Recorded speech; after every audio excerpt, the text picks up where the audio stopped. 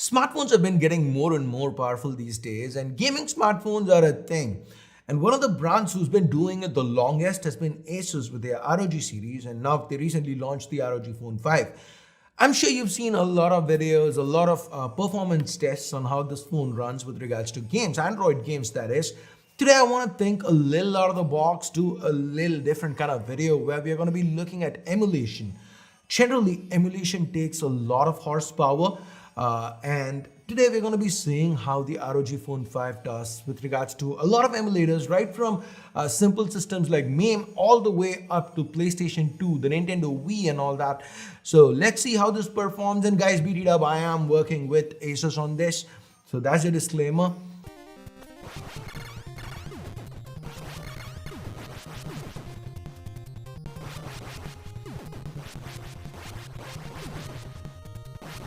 At the footage that I shot, and I'm adding this commentary. So I kind of feel like, the NES, yes, it's a very simple system to emulate, but it's still one of the best experiences, right? Retro gaming, it is where it's at. And hey, that's Contra. Let's now jump into Genesis. Again, Contra, but then this time for Genesis. As you guys can see so far, we didn't expect it to have any issues, and it doesn't have any issues. The ROG Phone 5, it doesn't break a sweat, it's smooth. I'm going to be cranking up the difficulty level, so to speak, with regards to what emulators we are using, and let's see how it responds. So as of now, Genesis, awesome.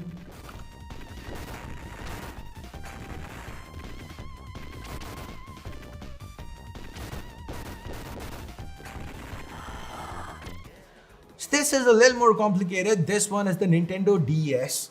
So as you can see, the DS has two screens. So I'm kind of using it in a weird way. I've got it on the GameSir X2 controller, but I'm plugging it into the USB Type-C port to the side so that I can still get a vertical orientation.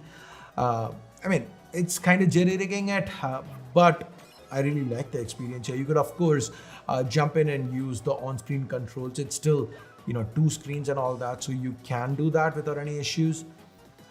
So Mario Kart, let's now move on from that to a more complicated console, again with dual screens, the Nintendo 3DS. Now the 3DS is one of my favorite consoles ever. I actually have a couple of 3DS. Okay, I have one 3DS left.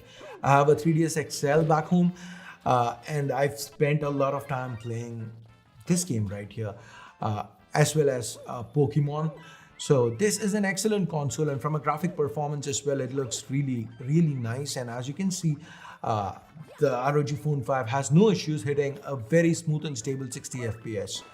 One thing worth noting is that with dual screen game systems being emulated, you can have both screens on screen or swap between screens. That's totally up to you. So the gaming performance is extremely smooth, and Super Mario World is one of the best games for the system. So I had a lot of fun testing this one out. At least when I was playing with the controller, as good as the ROG is for touchscreen gaming, me personally, I'm more of a controller guy, which is why I kind of swapped into the GameSir X2 again, and I absolutely love playing these games with a controller. Now guys, if you want a video on different controllers I use, because I use quite a few, I would probably be happy to do a video on it. So do let me know if that's something you'd be interested in. Next up, Nintendo 64. This is again one of the harder systems to emulate, and the ROG Phone 5 has absolutely no issues. And to milk every single bit of performance, I actually have the Aeroactive cooler on, which is why the phone's resting on a surface here, and I have it paired with a Bluetooth controller, and that is how I'm playing this. Again, there's no frame drops here. This is as good a Nintendo 64 experience as you can get. This here is Super Nintendo. I should have probably put this somewhere earlier in the video because, hey, SNES is not as hard to emulate as, say, the Nintendo 64. But again, I just wanted to show you guys SNES, no issues. Donkey Kong runs extremely smoothly.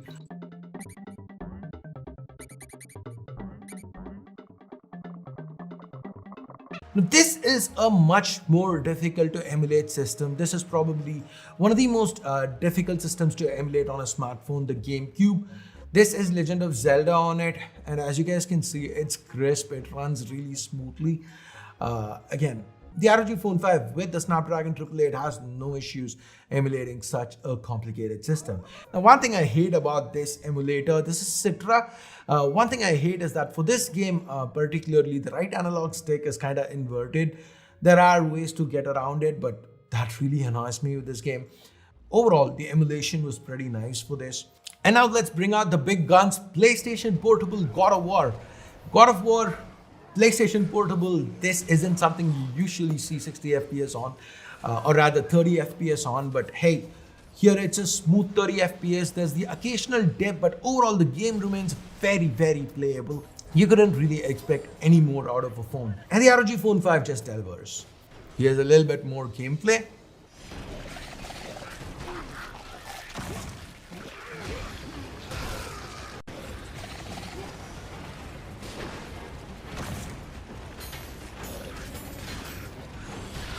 Now, before we jump into the Wii and the PS2, both of which are insanely hard with regards to emulation, here's something that is graphically good but not as difficult to emulate.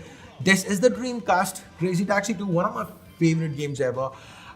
Crazy Taxi is something, when I was a kid, my parents wouldn't buy me a console. So this is something I'd spend hours waiting for at, malls and stuff to get my hands on and play a little bit of. So a lot of memories here for me.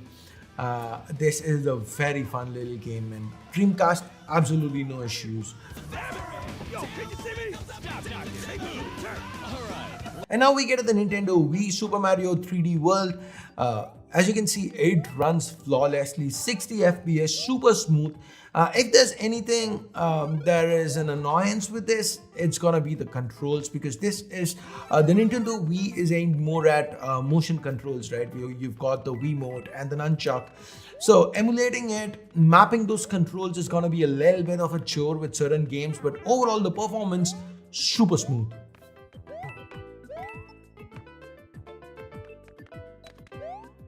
And now it's time for the big one, Sony PlayStation 2. This is the Daemon PS2, a very crappy emulator. PS2 it doesn't run well on Android in general. It's very, very hard to find good support for PS2. And over here, it's not running super smooth. But God of War 2, as you can see, it's very, very playable. It shows 60 FPS, but then I don't think it's really running at a stable 60 FPS. But from a gaming perspective, as you guys can see, it's very, very playable. Especially when you connect it to a controller, the experience here, I really loved it.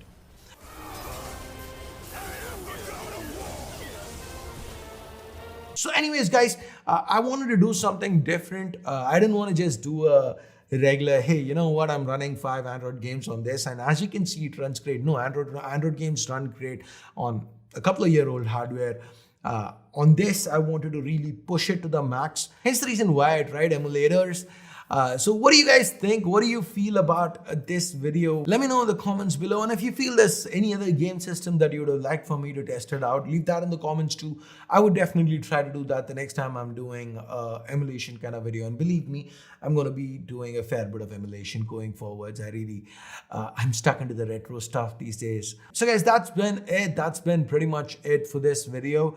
Whatever your thoughts are, let me know in the comments below, and thumbs up, thumbs down based on whatever you feel. Thanks a lot for your time. Thanks a lot for watching. Till next time, my name's Ash. You've been watching C4E Tech, and I'm signing off for now. You guys have a great day. Bye-bye.